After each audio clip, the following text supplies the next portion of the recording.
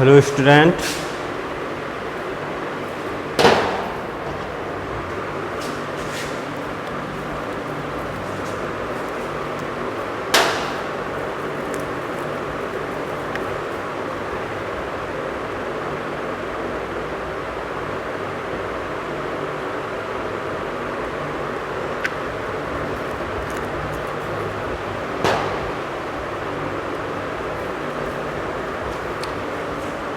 कल के वीडियो में हमने वृक्क की संरचना पढ़ी थी कि वृक्क कहाँ स्थित होते हैं, कैसे होते हैं। ठीक, मतलब उत्सर्जन के बारे में पढ़ा था। जो नाइट्रोजन युक्त पदार्थ होते हैं, यूरिया वगैरह, उनका निष्कासन कैसे होता है, ठीक, कहाँ से होता है। अब उसी के आगे टॉपिक में हम बात करेंगे कि इनका निष्कासन मूत्र के द्वारा होता है। हम मूत्र त्याग करते हैं तो जो नाइट्रोजन युक्त पदार्थ होते हैं जैसे यूरिया, इसके द्वारा क्या बाहर निकल जाते हैं। अब मूत्र का निर्माण होता कैसे है, मूत्र के निर्माण की प्रोसेस होती कैसी। तो देखो, आप ये जानते हो कि मूत्र का निर्माण किडनी या वृक्क करते हैं। अब किडनी और वृक्क तक जो नाइट्रोजन युक्त पदार्थ होते हैं वो पहुंचते कैसे हैं, ठीक, इसके बारे में चर्चा करेंगे। क्योंकि किडनी में जो हमने स्ट्रक्चर बनाया, ऐसे बहुत से स्ट्रक्चर होते हैं किडनी के अंदर। एक किडनी के अंदर मतलब ऐसे स्ट्रक्चर बहुत से होते हैं और सभी का काम होता है कि ब्लड से नाइट्रोजन युक्त तत्वों को खींचकर उनको शरीर से बाहर निकालना। ठीक, तो हम एक संरचना के बारे में पढ़ेंगे, सभी संरचना के बारे में नहीं, एक के बारे में, क्योंकि एक की प्रोसेस जैसी होती है वैसी सभी की प्रोसेस होती है। तो किसी वृक्क या किडनी के अंदर ऐसे स्ट्रक्चर होते हैं। एक नली आती है जिसे हम वृक्क धमनी की शाखा कहते हैं। जो धमनी होती है, ब्लड जो सर्कुलेट करती है, एक धमनी आती है किडनी के अंदर, और वो धमनी किडनी के अंदर गुच्छों के रूप में लिपटी हुई होती है, उलझी हुई होती है। इस कप के अंदर जो ये कप जैसी संरचना आपको दिख रही है, इसको हम कहते हैं बोमेन संपुट। जो ये कप जैसी संरचना दिख रही है इसे हम कहते हैं बोमेन संपुट। और बोमेन संपुट के अंदर जो वृक्क धमनी, जो धमनी होती है वो गुच्छों के रूप में होती है, जिसे हम कहते हैं कोशिका गुच्छ। मतलब जो धमनी होती है वो बोमेन संपुट के अंदर गुच्छों के रूप में होती है, मतलब लिपटी हुई होती है। इसे हम कहते हैं कोशिका गुच्छ या ग्लोमेरुलन, ठीक, ग्लोमेरुलस। ठीक, तो चाहे कोशिका गुच्छ कह लो चाहे ग्लोमेरुलस कह लो। तो अब लिपटी हुई अवस्था में रहती है तो इसका ऊपर का सिरा, एक सिरा बाहर निकलता है।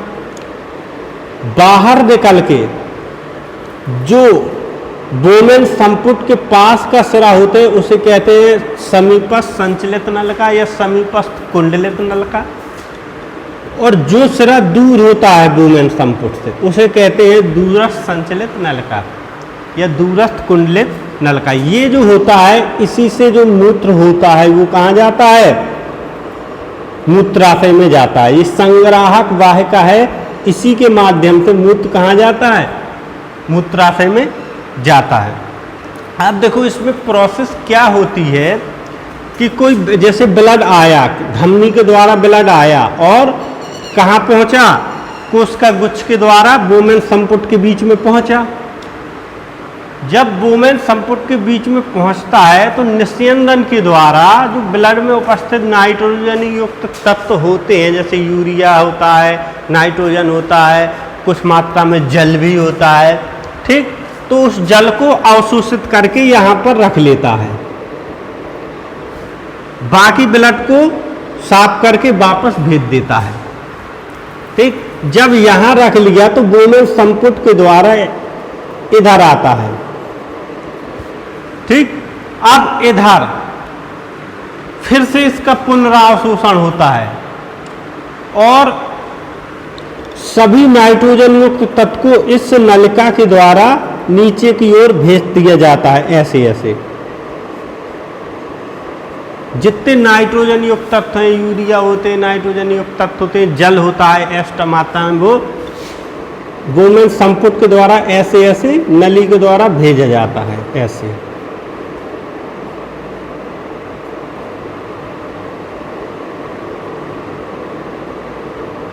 कहाँ आ जाता है? संग्राहक नलिका में आ जाता है, संग्राहक वाहिका में आ जाता है। संग्राहक वाहिका से सीधे जाता है कहाँ? मूत्राशय। मूत्राशय में जब इकट्ठा हो जाता है तो दबाव के कारण उसको बाहर निकाल दिया जाता है। तो देखो सीधी सीधी प्रोसेस होती है कि धमनी के द्वारा जो ब्लड आता है वो कोशिका गुच्छ के रूप में जब धमनी अंदर होती है तो यहाँ पर उसका अवशोषण होता है और जितने भी नाइट्रोजन युक्त तत्व होते हैं वूमेन संपुट में एकत्रित हो जाते हैं। अब इसका पुनः पुनरावशोषण होता है और इनको खींच के कहाँ कर दिया जाता है? इस नलिका के द्वारा सीधे संग्राहक वाहिका में भेज दिया जाता है। संग्राहक वाहिका से कहाँ पहुँच जाता है? संग्राहक वाहिका से मूत्राशय में पहुँच जाता है। सिंपल सी प्रोसेस है। अगर आपको ये चित्र समझ में नहीं आता है तो हम आपको चित्र का डायग्राम भेज देंगे, आप उससे बना लेना और लिखा हुआ PDF भी भेज देंगे। ठीक, तो पहले ये चित्र बना लेना फिर लिख लेना, चाहे पहले लिख लेना फिर चित्र बना लेना। अब इसके बाद आता है, सबसे पहले हेडिंग डालना है इसके ऊपर मूत्र निर्माण की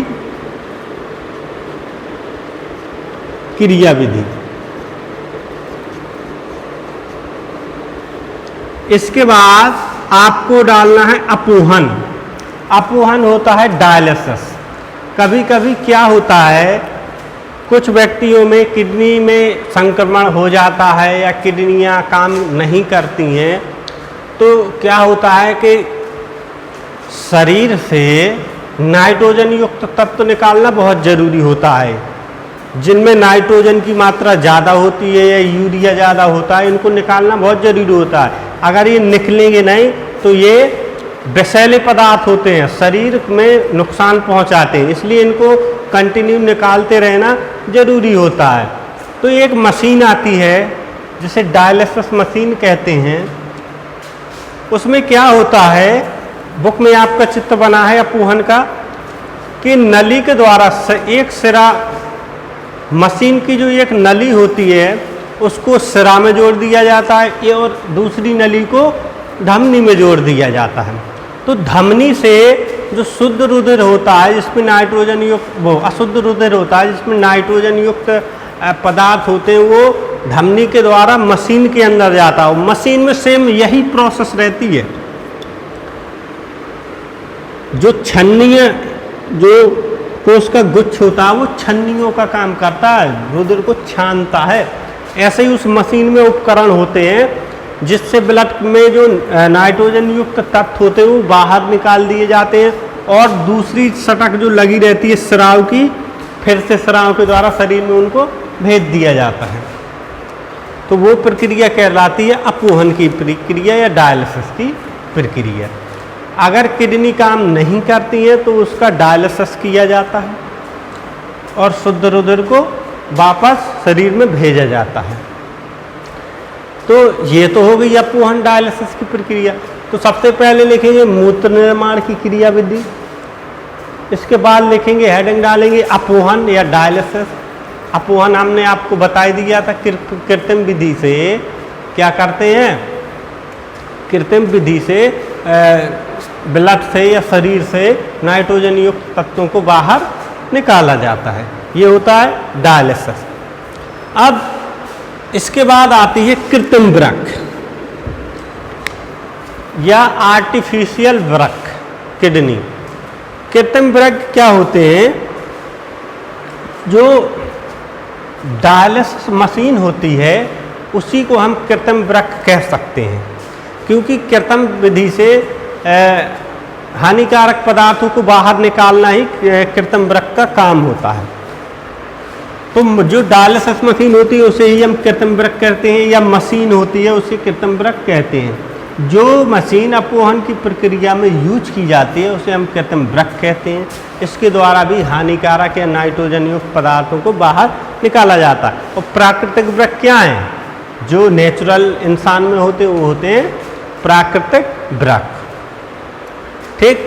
तो कृत्रिम वृक्क की भी आप PDF लिख देंगे, भेज देंगे, तो कृत्रिम वृक्क लिख लेना। ठीक। अब लास्ट आता है पादपों में उत्सर्जन। पादप उत्सर्जन कैसे करते हैं? अभी ये तो हुआ इंसानों में उत्सर्जन, इंसानों में जो नाइट्रोजन युक्त पदार्थ होते हैं उनको बाहर निकालने की प्रोसेस। अब ऐसे ही तो पादपों में होता है, क्योंकि पादप क्या होते हैं? सजीव होते हैं, उनमें भी जान होती है, जीवन होता है, तो वो भी कोई ना कोई अपशिष्ट पदार्थों को, उनके पास भी कोई ना कोई तरीका होगा निकालने का। तो वो इन अपशिष्ट पदार्थों को निकालते कैसे हैं, इनके बारे में चर्चा करेंगे। देखो, पादपों में अपशिष्ट पदार्थों के निकालने की प्रोसेस थोड़ा अलग होती है। ठीक। उनमें क्या होता है, जो अपशिष्ट पदार्थ बचते हैं वो ऐसे पत्तों में या ऐसी पत्तियों में एकत्रित हो जाती हैं जो गिरने वाले होते हैं। जो पत्तियां पुरानी हो जाती हैं, हरे से लगभग पीली पड़ने लगती हैं और उनको गिरने का समय होने लगता है, तो ये अपशिष्ट पदार्थ उन पत्तियों में एकत्रित हो जाते हैं और जैसे ही पत्ती गिरती है तो अपशिष्ट पदार्थ भी नीचे गिर जाते हैं। ठीक। एक तो ये प्रोसेस हो गई अपशिष्ट पदार्थों को निकालने की। दूसरा प्रोसेस ये होती है गौन या रेजिन। ठीक। कुछ अपशिष्ट पदार्थ ऐसे निकाले जाते हैं कि पेड़ पौधे जाइलम में इन अपशिष्ट पदार्थों को क्या करते हैं? संचित कर लेते हैं और गोंद या रेजिन के माध्यम से तने से बाहर निकाल देते हैं।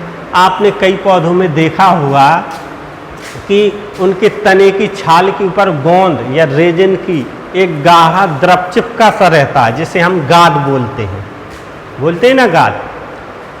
उसी के माध्यम से वो गाद होती है, वो अपशिष्ट पदार्थ होते हैं पौधे के, तो जो तने के माध्यम से शरीर से बाहर निकाल दिए जाते हैं।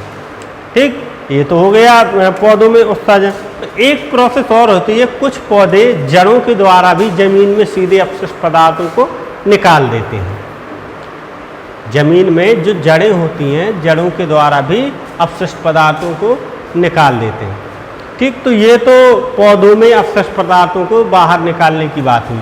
ठीक। तो इस वीडियो में हम सिर्फ दो ही चीज़ें पढ़ेंगे, पौधों में उत्सर्जन और इंसानों में उत्सर्जन। इंसानों में उत्सर्जन का सबसे महत्वपूर्ण टॉपिक होता है मूत्र निर्माण की क्रियाविधि, और ये काफ़ी बार परीक्षा में पूछा भी गया है कि मूत्र निर्माण की क्रियाविधि को समझाइए। तो आपको जैसा हमने बताया है वैसा ही लिखना है। और अपोहन 1 नंबर में पूछ देता है कभी कभी कि अपोहन क्या होता है। तो अपोहन क्या होता है? रक्त से या शरीर से जो विषैले पदार्थ, नाइट्रोजन युक्त पदार्थ होते हैं, उनको बाहर निकालने की एक युक्ति होती है, कृत्रिम युक्ति होती है, ये अपोहन होता है। ठीक। तो मूत्र निर्माण की क्रियाविधि अच्छे से पढ़ लेना, PDF हम भेज देंगे, उसको अच्छे से पढ़ लेना और उसको लिख लेना, क्योंकि ये क्वेश्चन हमेशा पूछे जाते हैं। अब इसके बाद अगर हम देखेंगे कोई टॉपिक रह गया है तो उसको कल बताएंगे, लेकिन इसमें जो आपको समझ में नहीं आया है या कहीं पर कोई क्वेश्चन है दूसरी बुक्स में, दूसरी किताबों में, उनमें अगर कोई क्वेश्चन है पूछना चाहते हो तो आप हमें लिख के भेज सकते हो, उसका हम आंसर दे देंगे। ठीक। तो इस वीडियो में आपको 4 ही चीज़ें लिखनी है। एक तो मूत्र निर्माण की क्रियाविधि, दूसरा अपोहन, तीसरा कृत्रिम वृक्क और चौथा पादपों में उत्सर्जन। तो इस प्रकार से तीनों जो चारों तंत्र होते हैं जो मुख्य रूप से इंसानों में होते हैं या जीवों में होते हैं, वो चारों तंत्र आपके पूर्ण हो गए।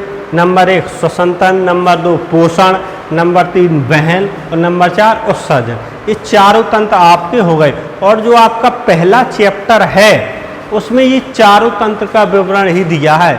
जो जैव प्रक्रम है उसमें चारों तंत्र ही दिए हैं।